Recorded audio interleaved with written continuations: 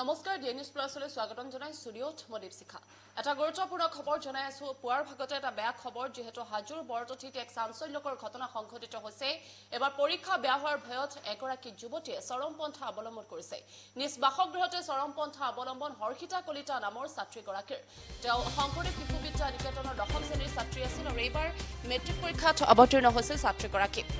পৰীক্ষা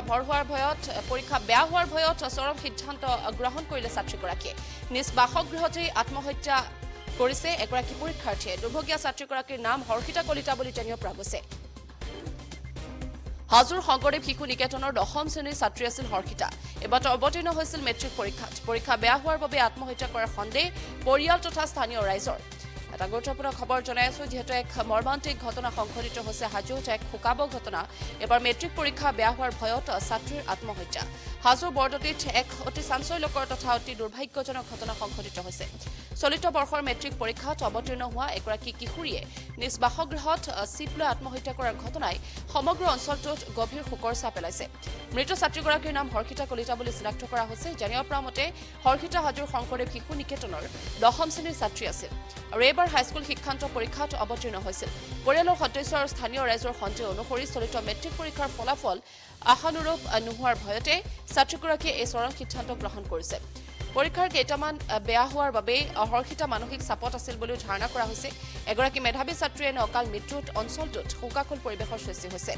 কেৱল এটা পৰীক্ষাই জীৱনৰ শেষ কথা হ'ব নোৱাৰে এই কথাটো এতিয়া সকলোকে মৰ্মাহত কৰি তুলিছে স্থানীয় ৰাইজে ইতিমধ্যে মন্তব্য কৰিছে পৰীক্ষাৰ ফলাফল বা শৈক্ষিক চাপৰ বাবে কোনোৱে যাতে হতাশাত নুভোগে তাৰ বাবে ছাত্ৰ ছাত্ৰীসকলক পৰিয়াল তথা সমাজে মানসিক সাহস দিয়াটো অতি প্ৰয়োজনীয় এটা গুৰুত্বপূৰ্ণ খবৰ জনাই আছো যেহেতু হাজোত এক শোকাব ঘটনা সংঘটিত হৈছে এবাৰ মেট্ৰিক পৰীক্ষা বেয়া হোৱাৰ ভয়ত ছাত্ৰীৰ চৰমপন্থা অৱলম্বন নিজ বাসগৃহতে আত্মহত্যা কৰিছে এগৰাকী হৰ্ষিতা কলিতা নামৰ ছাত্ৰীয়ে 10ম শ্ৰেণীৰ ছাত্ৰীয়ে ইতিমধ্যে চৰমপন্থা অৱলম্বন কৰা ঘটনাই সমগ্ৰ অঞ্চলটোত গভীৰ শোকৰ ছাপ পেলাইছে হাজোত শংকৰদেৱ শিশু নিকেতনৰ ছাত্ৰী আছিল হৰ্ষিতা কলিতা মৃত ছাত্ৰীগৰাকীৰ নাম হৰ্ষিতা কলিতা বুলি জানিব পৰা গৈছে জানিব পৰা মতে হৰ্ষিতা হাজোৰ শংকৰদেৱ শিশু নিকেতনৰ 10ম শ্ৰেণীৰ ছাত্ৰী আছিল আৰু এইবাৰ হাইস্কুল শিক্ষান্ত পৰীক্ষাত অৱতীৰ্ণ হৈছিল পৰিয়ালৰ সদস্য আৰু স্থানীয় ৰাইজৰ সন্দেহ অনুসৰি চলিত মেট্ৰিক পৰীক্ষাৰ ফলাফল আশানুৰূপ নোহোৱাৰ ভয়তে ছাত্ৰীগৰাকীয়ে এই চৰম সিদ্ধান্ত গ্ৰহণ কৰিছে পৰীক্ষাৰ কেইটামান বেয়া হোৱাৰ বাবে হৰ্ষিতা মানসিক চাপত আছিল বুলিও ধাৰণা কৰা হৈছে মুহূৰ্তত আমাৰ হাতত কিছু ভাষ্য আছে সেই ভাষ্য আমি আপোনালোকক শুনাব বিচাৰিম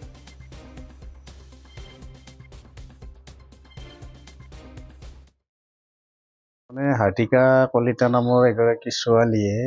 আমাৰ নিকেতনত পঢ়ি থকা ছোৱালী এইবাৰ হাইস্কুল শিক্ষান্ত পৰীক্ষাত তেওঁ পৰীক্ষা দিয়ে আছে কিন্তু হঠাতে আজি তেওঁ বেয়া এটা বাৰ্তা আমি শুনিবলৈ পালোঁ তেওঁৰ আজি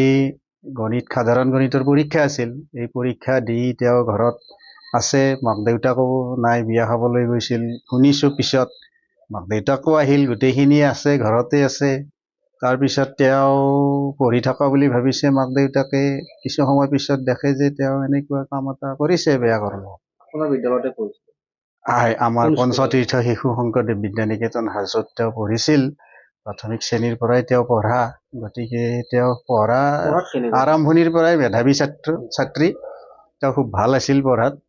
আৰু আমি 90% তেওঁৰ আশা কৰোঁৱে 9তো ঠিক তেনেকৈ ভাল ফল তেওঁ কৰিছে 9ৰ বছৰীয়া পৰীক্ষাত এইবাৰো তেওঁ এডভান্স থকা ছোৱালী হিচাপে আমি এটা ভাল আশা তেওঁ কৰি আছিলোঁ আমাৰ টপ 10ৰ ভিতৰত থকাই ছোৱালী তেওঁ গতিকে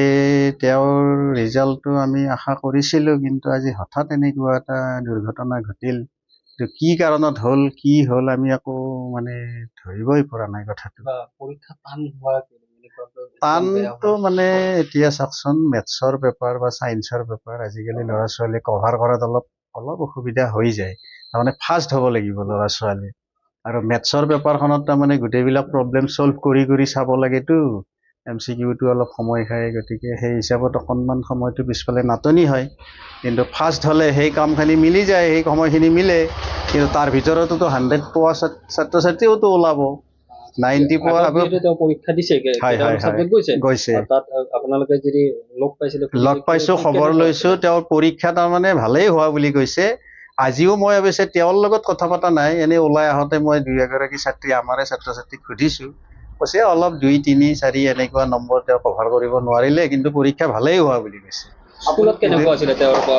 আছিল ভাল আছিল ছোৱালী মেধাৱীয়ে আছিল, পঢ়া শুনাত বৰেই ভাল আছিল। আপুনি ছাৰ ছোৱালী প্ৰধান হিচাপত কি ক'ব এতিয়া? এতিয়া এনেকুৱা এটা দুৰ্ঘটনা মানে আমি মৰ্মাহত হৈছোঁ। ব্যক্তিগৰাকী কিয় এইটো ভুল কৰিলে,